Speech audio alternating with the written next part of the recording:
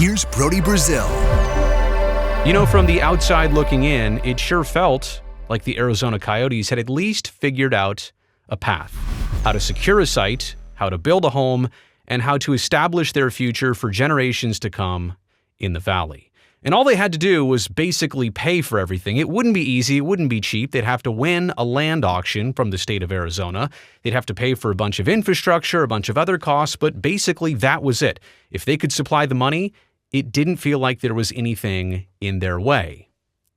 Until today, the mayor of Scottsdale spoke out against this team and their project. He did not mince words. He basically said he wants nothing to do with them and this project. He wants them to immediately go elsewhere. Let me just recap the project at hand. Some of you might already know about this, but I feel like it's only thorough to establish this one more time. The state of Arizona is having a land auction. It's happening June 27th. This site is 110 acres that the Coyotes want to develop for an arena and a bunch of other things here I'll get into. $68.5 million is the starting bid. It's the highest bid. It's also the best bid, meaning that the Coyotes have to present a plan of what exactly they're trying to do on this site. The Coyotes also said, we'll take care of everything. This will not cost taxpayers a dime. This will entirely be privately funded. They also said they would chip in $100 million of infrastructure improvements for this site and the area around it.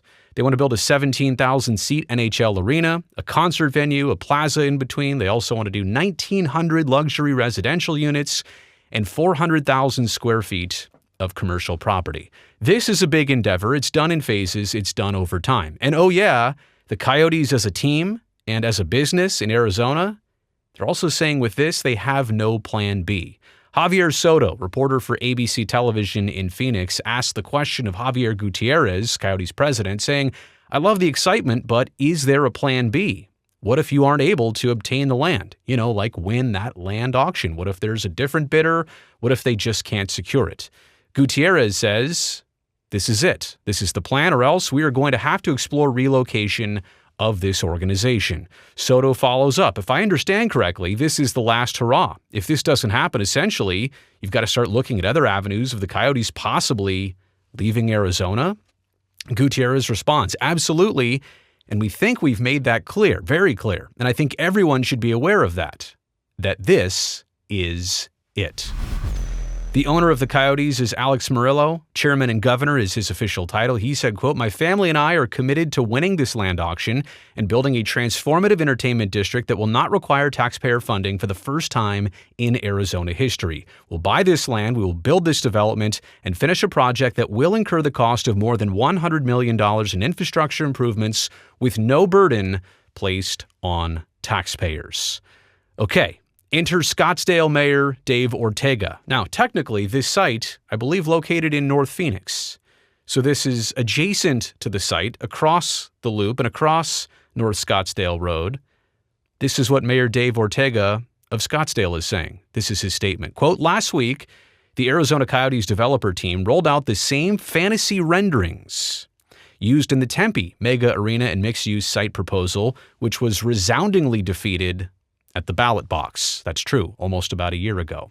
The proposed Phoenix version bordering Scottsdale, this one, was presented without mention of market demand for a new entertainment venue disguised as a hockey arena or congested highway access or questionable arena zoning entitlement. And the glitzy proposal was portrayed as the last gasp to keep hockey in Arizona. The prospect of a rookie developer attempting to buy Arizona State Trust land with absolutely no infrastructure on the Phoenix side of the 101/Scottsdale Road intersection at the doorstep of Scottsdale is not feasible or welcome. Why? The Dream Coyotes retail components sit too close to the retail lions of Scottsdale. The greater Scottsdale Air Park area commercial giants have infrastructure and access in Scottsdale. The bare Arizona State Trust land at the edge of Phoenix has no frontage roads, and water and sewer lie miles away to the west. And as a condition of sale, the 100 acres of property must develop entirely the 64th Street off-ramp for access. He goes on to say, as Scottsdale councilman in 2000, and now as mayor, I have seen the inside dealings when the Coyotes suddenly left Scottsdale in 2002, and recently as they vacated their former home ice in Glendale in 2022. The team is struggling at Arizona State University's Mullet Arena at less than 90% capacity. And coincidentally, there's a new measure at the 2024 Arizona legislature which would permit surcharges and on-site sales tax to boost viability for an arena, such as the Coyotes organization now proposes. In March, Arizona State Land Department officials met in my office, and I pointed out that all Scottsdale Road improvements from the 101 North are entirely in our city. There is zero infrastructure west of Scottsdale Road. I demanded that infrastructure for the proposed site, including water and sewer, be pulled from Phoenix assets along 56th Street to the west. Scottsdale water assets are absolutely not available. Furthermore, I have demanded that the 64th Street AZ Loop 101 North exit be built out to serve the area again to the west of Scottsdale Road. At our meeting, the Arizona State Land Department agreed that these requirements will be bundled with any successful bid for the property. I also met with the mayor of Phoenix, who confirmed that all utilities must be extended from 56th Street.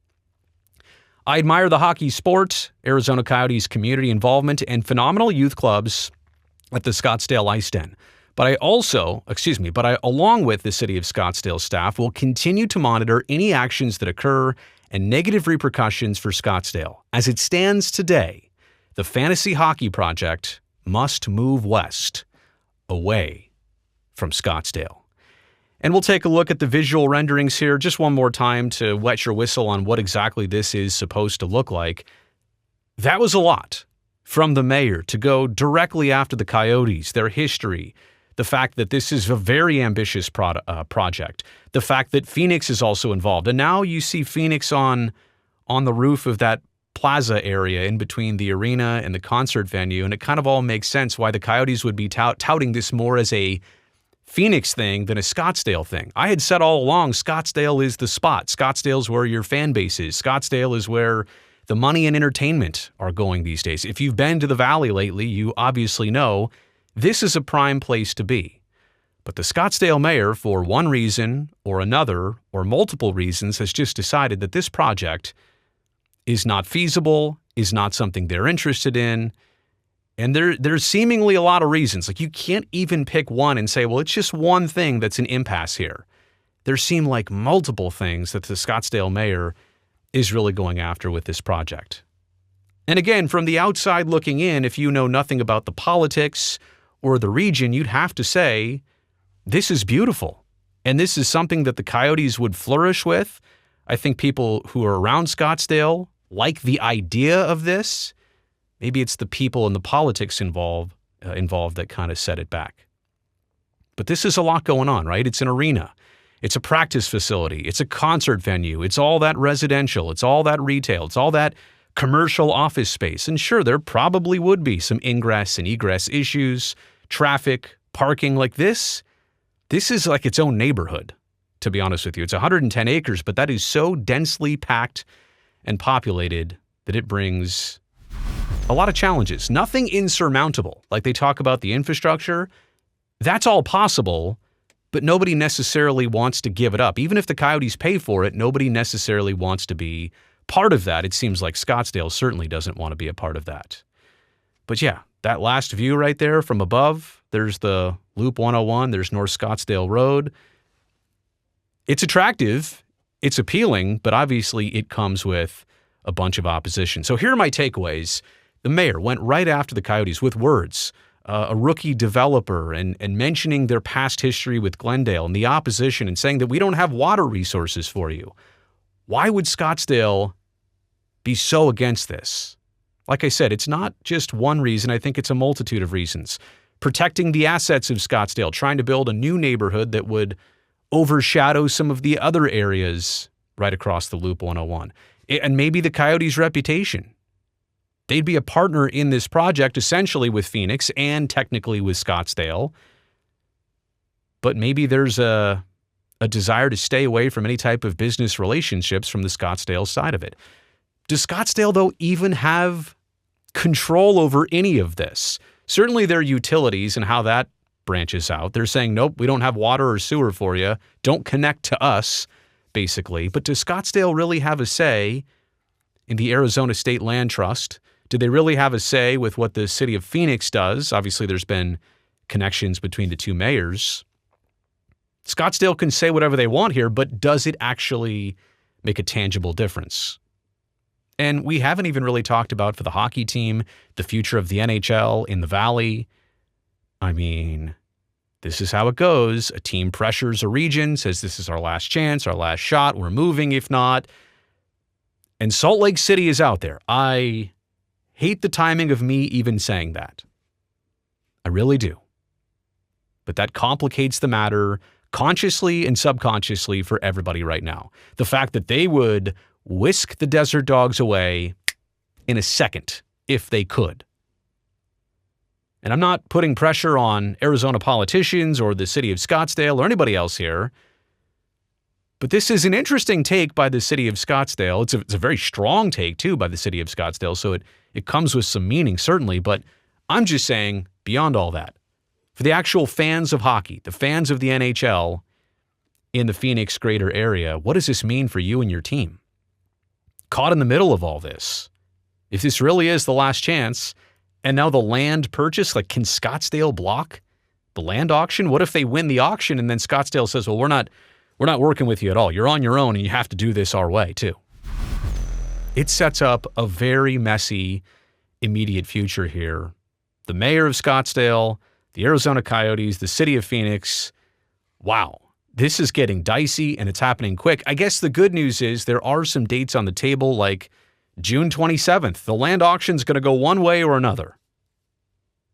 But even then, if the Coyotes win it, like I said, what if they win it fair and square to some degree and some cost, and then Scottsdale says, hey, us and Phoenix are not working with you on this?